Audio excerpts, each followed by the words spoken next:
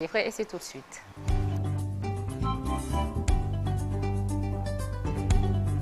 waaw tey Marcel ci chiffre la tànn Marcel. di wax loo xamante ni la jël na lool ay réewu Afrique yu bëri. waaw ci chiffre bi nombre bi plus précisément mu ngi ñetti junni ak ñaar téeméer ak fanweer ak benn pour li nga xamante ni fësal doomu aadama yi jot a ñàkk seen bakken wala ñu daal di rek kenn gisatu leen ca mer Méditerranée et dans l'Atlantique nord-ouest ca atum 2021 mu di nag benn visualisation bu bees des données bi nga xamante ni Haut Commissariat de l'ONU pour les réfugiés ñu gën ko xamee ci HCR moom moo ko def te di wane ne rek nombre de décès yi nit ci faatu ci nga xamante ne moom mooy géej bi ngir fexe ba traversé ko ñooñu mu ngi gën di yokk ci wàllu immigration clandestine mu di nag benn augmentation en valeur relative de près de 40% par rapport à 2020 année durant laquelle 1881 migrants ñoom ñoo daal di disparaître wala ñu daal di gaañu ñàkk seen bakken ci ndoxu Méditerranée yooyu noonu et puis le nombre de décès était de 1510 en 2019 et plus de 2277 en 2018 mu di nag nouvelle visualisation maa ngi ko doon wax HCR bu nga xamante ni day concentré wu spécifiquement ci route de l'Est ak corne de l'Afrique vers la Méditerranée centrale te bu ñu sukkandikoo ci Chabia Manto nekk porte-parole du HCR keroog ba muy def benn point de presse régulier bu ONU ci Genève ci Suisse mu ne sur ce total 1924 personnes lañu daal di jàpp ne dañu daal di ñàkk seen bakken wala kenn gisatu leen ci yoonu Méditerranée centrale ak occidentale yooyu noonu alors que am na itam 1153 yeneen yoo nga xamante ni jot nañ ci ñàkk seen bakken wala ñu disparaître sur la route maritime de l'Afrique du Nord-Ouest vers les îles Canaries ca Espagne mu di nag benn nombre encore plus important de migrants clandestins bu ñu sukkandikoo ci moom ba léegi yoo xamante ni mën nañ ne que mbir bi war na gën a mën a yokk nit yi ci ñàkk seen bakken wala ñu jot disparaître le long des routes terrestres à travers le désert du Sahara et les zones frontalières éloignées mu di nag benn fait alarmant toujours selon le HCR depuis le début de l'année 2022 bi nga xamante ni 478 personnes supplémentaires yu ci yokk jot nañ cee ñàkk seen bakken wala ñu daal di rek réer ci biir ndoxu géej gi soxna Naata. lii 2021 la Marcel ñu taxaw ci at yu mujj yi. voilà at yu mujj yi nga xamante ne dañuy xool léegi le flux de migrants concernant surtout les traversées ñu gis na ne en 2021 123 300 réfugiés et migrants clandestins ñoo jot jéggi li nga xamante ne moom mooy la Méditerranée jéem a dem ci Europe bu ñu sukkandikoo ba léegi ci HCR moom mi di révéler ba léegi que notamment 53 323 personnes dañu daal di yegg par la mer ci réewu Italie en 2021 soit 83% de plus qu'en 2020 et puis 23 042 yi nga xamante ni dañ daal di yegg ca îles Canaries ci Espagne en 2021 mu nekk presque autant qu'en 2020 mu di ay chiffres plus élevés que ceux de 2020 mais quand même ñu gis na ne sori na pic bu 2015 bi jamono jooju nga xamante ni plus d'1 million de réfugiés et de migrants dañ daal di jéggi Méditerranée bi dem ca continent européen mu di nag benn tendance baissière quand même qui a été notée depuis quelques années ndax en 2020 HCR daa doon répertorier lu toll ci 95 800 traversées 123 700 en 2019 et 141 500 en 2018 HCR ba léegi ne candidats yi ci traversées yooyu ñu ci bëri nag ñu di ay nit yi nga xamante ni dañ daal di daw ay conflits ak violence ak li nga xamante ni moom mooy persécution ba léegi Chabia Mantou porte-parole HCR ne ñoom waa HCR nag bàyyiwuñu rek di avertir nit yi nga xamante ne dañuy jéem a dugg ci expérience boobu noonu nga xamante ni dafa am ay danger yu mag a mag a mag ci wàllu boobu noonu et puis ñu gis na ne voyages yooyu daal c'est des voyages à haut risque soxna Naata. ñu jàll Marcel ci xayma yi yitteel Sénégal. voilà ci li nga xamante ne moom mooy chiffre officiel du Sénégal officiellement donc ñu jàpp ne départ de bateau de migrants yi nga xamante ne ci côte sénégalaise la ñuy jógee pour dem ca Europe dafa daal di quand même wàññeeku selon les chiffres du commissaire divisionnaire Mame Seydou Ndour nekkaale directeur de la police de l'air et des frontières nee na seul 247 migrants dañ daal di yegg sur les côtes espagnoles à partir du Sénégal donc ba léegi en 2021 en 2020 ñu ngi toll ñoom ci 3000 migrants yi nga xamante ni dañ daal di yegg ba Espagne à bord de bateaux partis toujours du Sénégal et pour 2022 seulement 57 migrants jóge ci Sénégal Sénégal réussir woon rek rejoindre continent européen yi mu nga xamante ne moom mooy benn décompte bi ñu arrêté au mois de mai donc mu di ay chiffres officiels yu concerné ay migrants recensés par la police des frontières et qui sont arrivés à destination waaye mu di li nga xamante ni mënul témoigner de la réalité de l'immigration clandestine au Sénégal kenn xamul avec exactitude le nombre de bateaux et de migrants clandestins yi nga xamante ni daal leen jógee ci Sénégal jéem a dem est-ce que ndax jéem nañ yegg sax seen destination ça aussi on l'ignore. te traversée bi ci anam yu métti la Marcel. Ouais, ci anam yu métti la ça je pense que tout le monde est conscient de cela ndaxte parmi les routes empruntées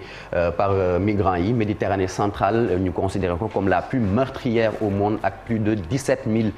personnes mortes ou disparitions enregistrées depuis 2014 bu ñu sukkandikoo ci projet migrants disparus de l'Organisation internationale pour les migrations waa OIM la plupart des traversées nag en mer dañ koy daal di def à bord de bateaux gonflables bondés ou bien en mauvais état toujours selon le HCR et puis nombre de ces embarcations hélas se dégonflent wala dañ daal di rek këppu ci biir géej gi entraînant justement donc la mort des occupants le voyage en mer depuis les États côtiers d'Afrique de l'Ouest tels que justement le Sénégal et la Mauritanie et les îles Canaries mooy li nga xamante ni mooy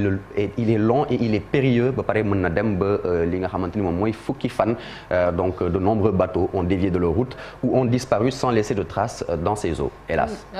Hélas Marcel am na ñoo xam ne lu ci géej gi la ñuy jaaree mais am na yeneen yoon tamit yu ñuy jaar ngir mën a dem biti réew. C'est ça mu di la voie terrestre plus précisément donc HCR di assurer ba léegi que les voies terrestres ñoom mën na nekk tamit ay source de danger pour yooyu les migrants ñu gis na ne qu'un nombre plus important qu'en mer de personnes ont pu mourir au cours même de leur périple notamment ba ñuy jéem a traverser le désert du Sahara wala ba ñu leen di téye fenn capturer leen ci ñoom nga xamante ne ay trafiquants wala passeurs ñoom ñoo ci profito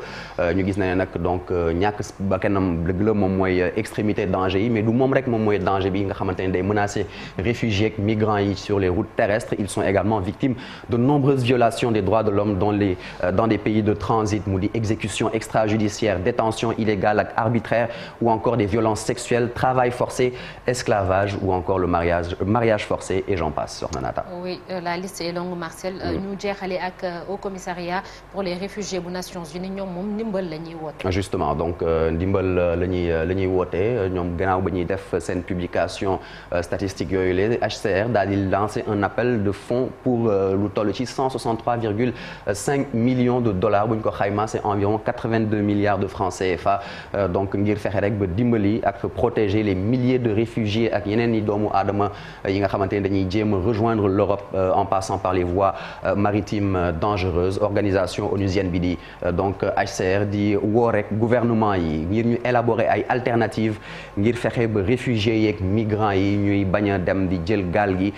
di jéggi géej gi wala sax désert bi et puis justement il y a plein de dangers je le disais les mettre donc à la merci des trafiquants ou mettre leur vie en danger donc ces initiatives ces alternatives on ose imaginer que ce sera dans le cadre de l'emploi au Sénégal Soxna Nata ou bien en Afrique plus précisément. Oui, en Afrique en général. Merci beaucoup Marcel Farba Maroun pour détail yooyu yëpp.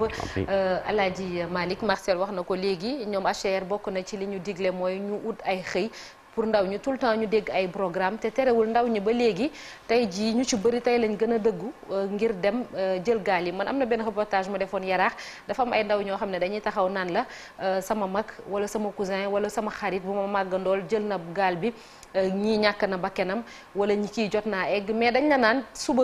bu ma amoon ku ma yóbbu damay dem ban sentiment la xale yi war a ban niveau la xale yi war a toll Alaaji Malick ba mu jaral leen Barça wala Barsaq boobu.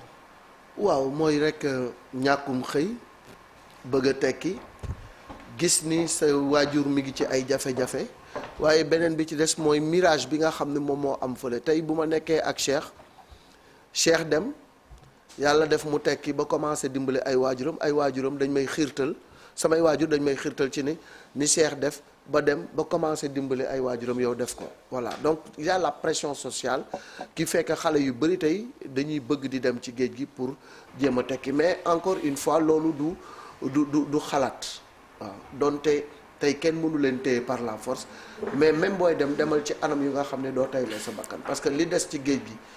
chiffres yi Marcel joxe léegi dafa ça fait froid au dos ñi ci dee bari na ñi ci loru bari na drame yi am ci barab yi nga xam ne fa la ñuy déparé bari na. mais en même temps Alaaji Malick tukki légalement tamit nekk la ju jafe ci réew africain yi parce que booy xool fan yi ci réseaux sociaux yi y a beaucoup de personnes yuy dénoncer ambassade France surtout nit ñi doxalee ak ñoom da ngay gis ñoo xam ne dañ la naan dañuy dénk seen passeport pendant 1 mois xëy ne leen duñ la may visa bàyyi la te voilà. non mais fan yi moom dafa mel ni dafa gën a yokk ñoom ñoo bëggatul ñu ñëw ñun ñu dem seeni dëkk. mais ñoom ñu ngi ñëw. en plus de cela boo demee foofu yi tamit honnêtement Europe moom presque jeex na rawatina Italie ay Espagne ak ay France ak lu ne mel ña fa nekk tey ji nekk ay immigré mën nañ la wax jafe-jafe yi ñu fay am ni immigration meloon ci ay jamono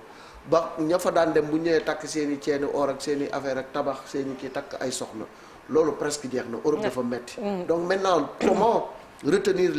les jeunes au pays loolu mooy actuellement nii véritablement bokk na utal leen liggéey moom mooy dëgg. kilifa yi ñu ngi wane yoon yi lu ci mel ni wàllu mbay mi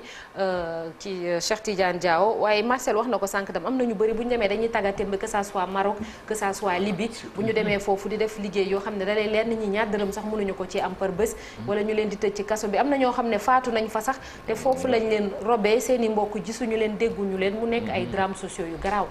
non ba li nga wax ni kay man sax dama ci teg bët parce que am na voyage moom non même ci Maroc bi sax voyage moom mujjee def Maroc je me rappelle da ngay ñëw nekk di circuler ci kii bi mais da ngay gis ay africain ay mère de famille boot seeni doom ay ponkalum nit di yelwaan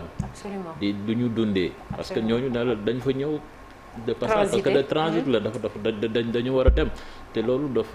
dafa ñaaw. lu ne la ñuy dund foofu non dafa ñaaw parce que yow déjà yow mi nekk africain der bu ñuul soo ñëwee rek xool yow daf lay métti.